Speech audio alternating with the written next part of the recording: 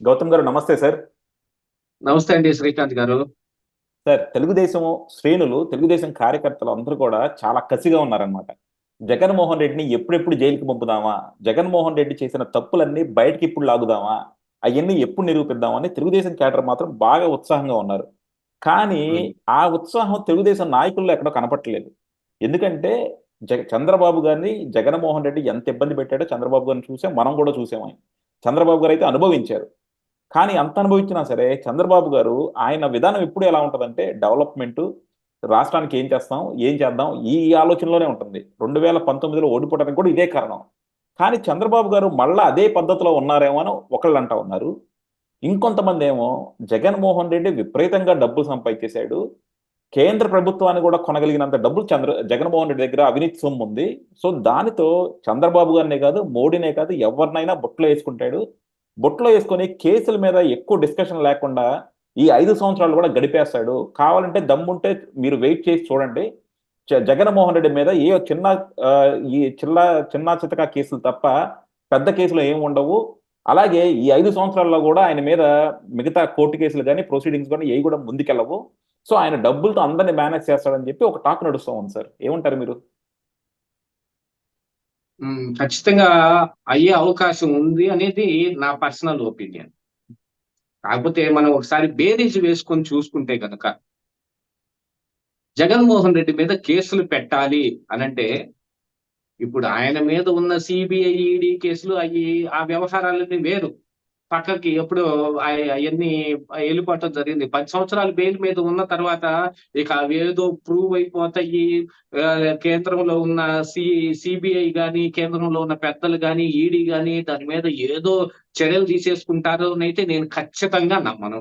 అందున మోడీ మళ్ళీ ప్రధానమంత్రి అయ్యాడు కాబట్టి, మళ్ళీ అదే అమిత్ షా హోంమంత్రి అయ్యాడు కాబట్టి, నేను ఆ విషయంలో ఏ కోశాన వాళ్ళిద్దరిని నమ్మటం కుదరదు. 10 సంవత్సరాల పాటు ఎట్లా ఉంటాడు బెయిల్ మీద? ఎవరికైనా సాధ్యమయ్యే పనేనా? అందుకని ఆ విషయం తీసి పక్కన పెడితే కొత్తగా అవ్వాల్సిన కేసులు.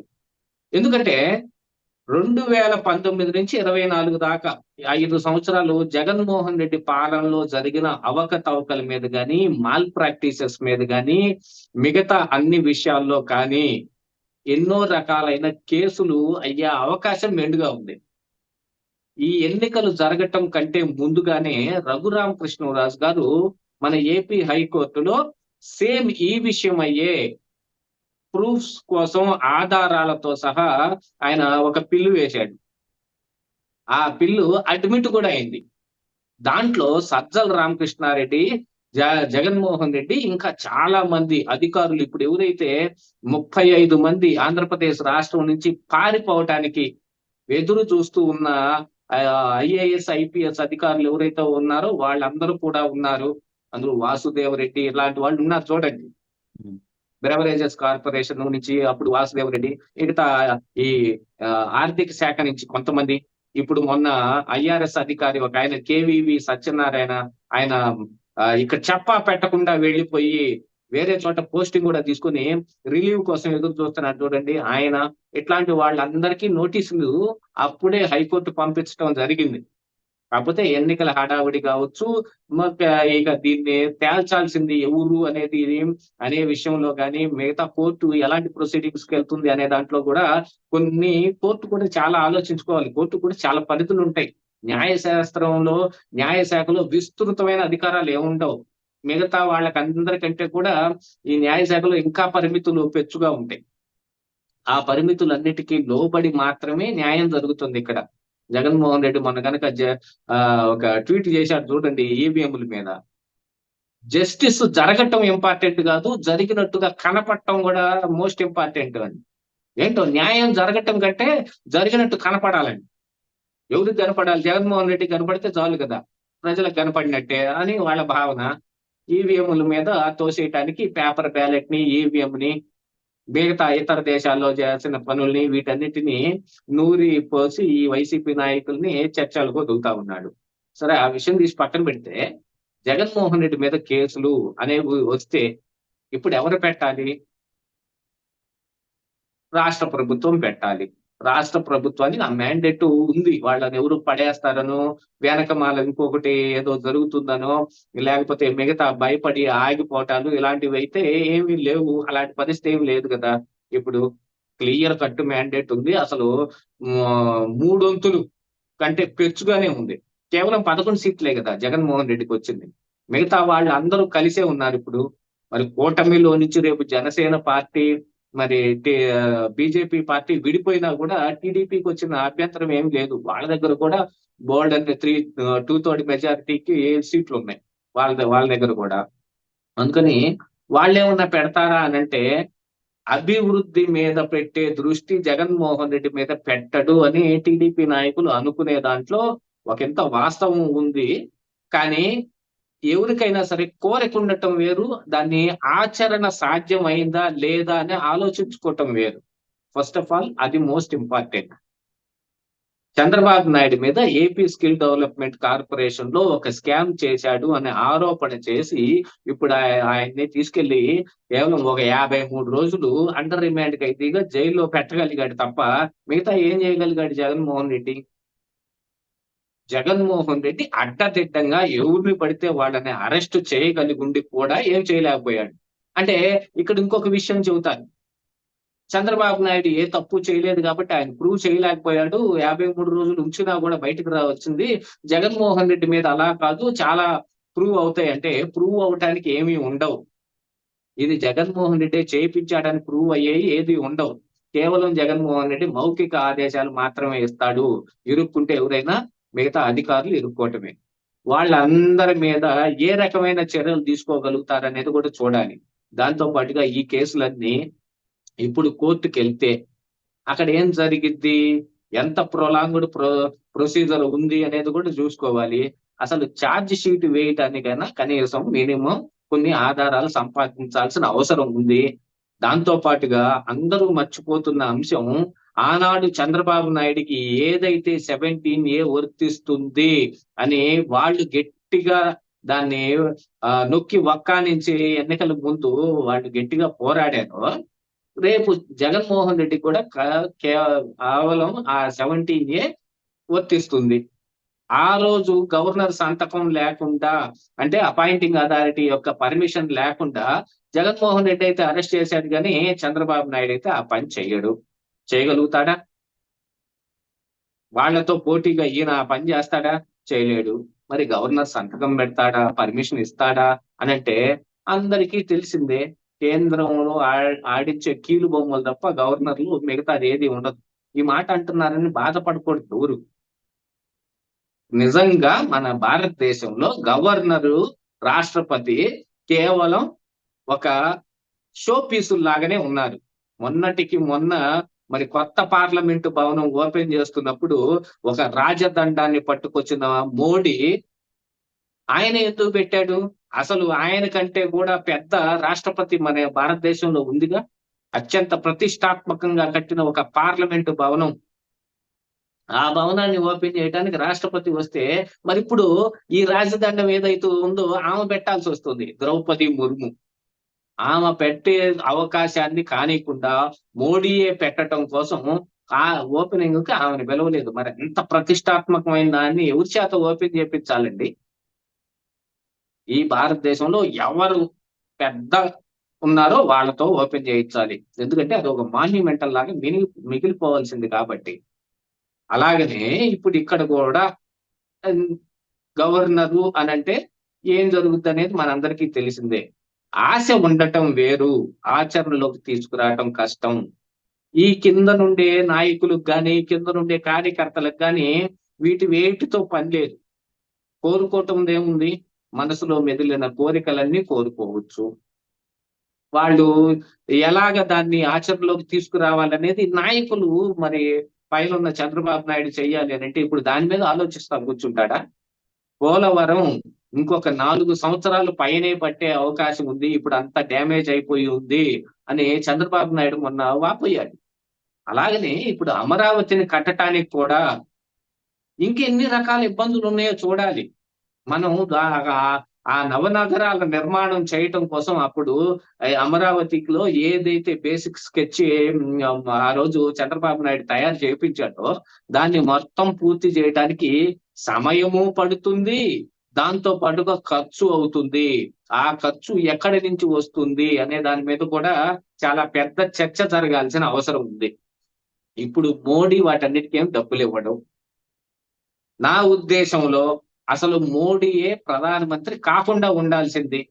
ఆ విషయం దగ్గరే గట్టిగా పట్టుబట్టాల్సిన చంద్రబాబు నాయుడు మోడీనే ప్రధానమంత్రి అని ఒప్పేసుకున్నాడు.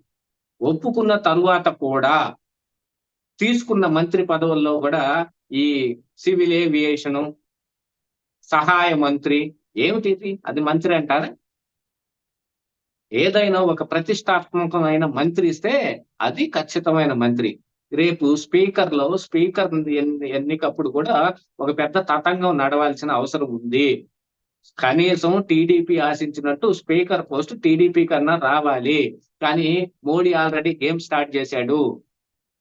బీహార్ లో నితీష్ కుమార్ చేత ఏకగ్రీవంగా స్పీకర్ బీజేపీకే ఉండాలి అని చెప్పించటం మొదలు పెట్టాడు. మరి ఇక చంద్రబాబు నాయుడు ఏం చేస్తాడు? గట్టిగా నాకు కావాలని కోరుకుంటాడా? అంతగా ఏదైనా ఒక పరిస్థితి వస్తే అక్కడ కూడా మరొక పావును సిద్ధం చేసి పెట్టాడు మోడీ. ఎవరు? బీజేపీ రాష్ట్ర అధ్యక్షురాలైన పురంధరేశ్వరికి స్పీకర్ ఇస్తే మీ వాళ్ళకే ఇచ్చాం అని ఒక నంగనాచి మాట ఒకటి చెబుతారనమాట. మరి పురంధరేశ్వరి బీజేపీలో ఉంది, మరి చంద్రబాబు వాళ్ళు ఎలాగవుతారు? అవరు. అంటే బీజేపీకే ఆ స్పీకర్ పోస్ట్ వెళ్ళినట్టు. స్పీకర్ పదవి దక్కటం అనేది చంద్రబాబు నాయుడికి ఇప్పుడు టీడీపీ పార్టీకి చాలా అవసరం.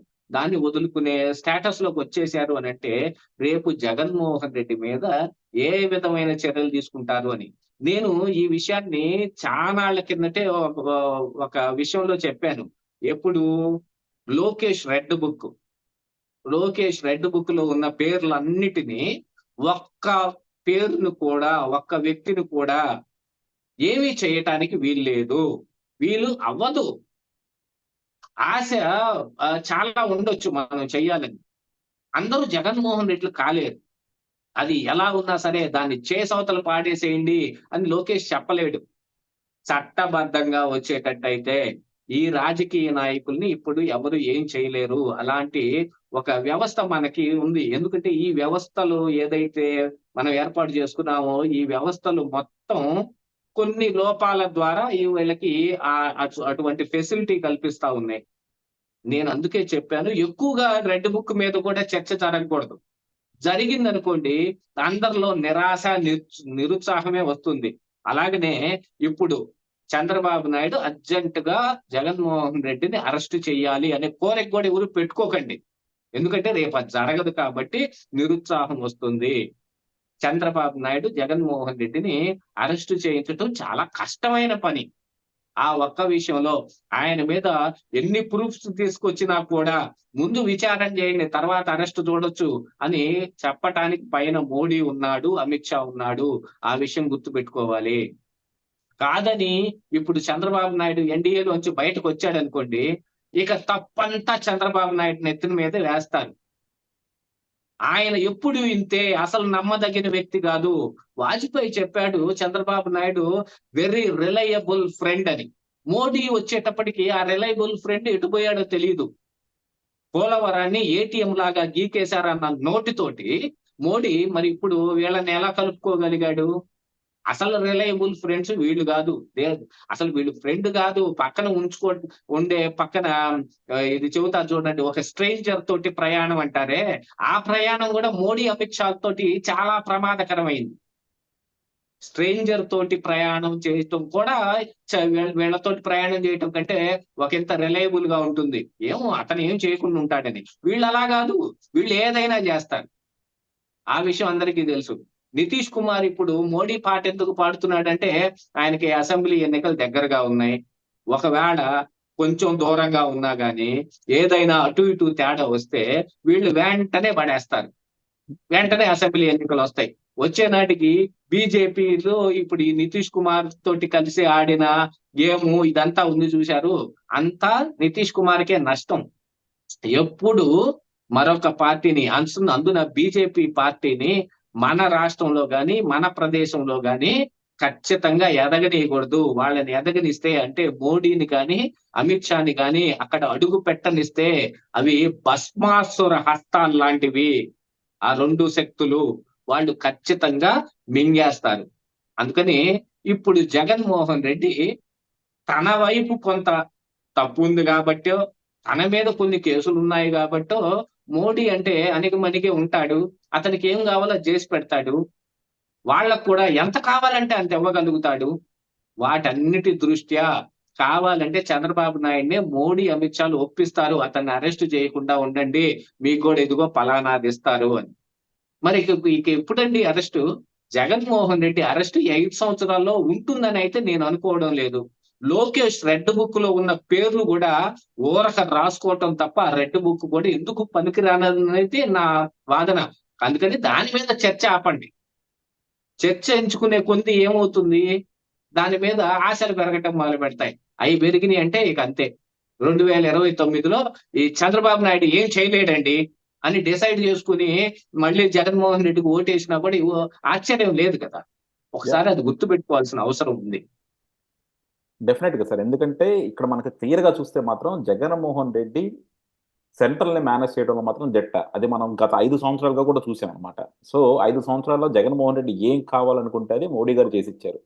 అలాగే ఇప్పుడు కూడా జగన్మోహన్ రెడ్డి గారు ఆయనకున్న 4 ఎంపీలతోనూ అలాగే చాలా క్లియర్‌గా చెప్తున్నారు. రాజ్యసభలో మీ బిల్లులు ఏది పాస్ అవ్వాలన్నా మా మద్దతు కావాలి. అసలు నిజంగా అదొక విడ్డూరం. దాని మీద మనం ఇంకో వీడియో చేద్దాం సార్. సో డెఫినిట్‌గా ఎంతైనా సరే ఇప్పుడు చంద్రబాబు గారి మద్దతు, నితీష్ మద్దతు ఎంత కావాలనుకుంటున్నారో ఆయన జగన్మోహన్ రెడ్డితో తెర వెనుక సంబంధాలు కూడా అంతే కావాలనుకుంటున్నారది. సో అందులో అవును. మాత్రం వాళ్ళేం కాంప్రమైజ్ అవ్వరు.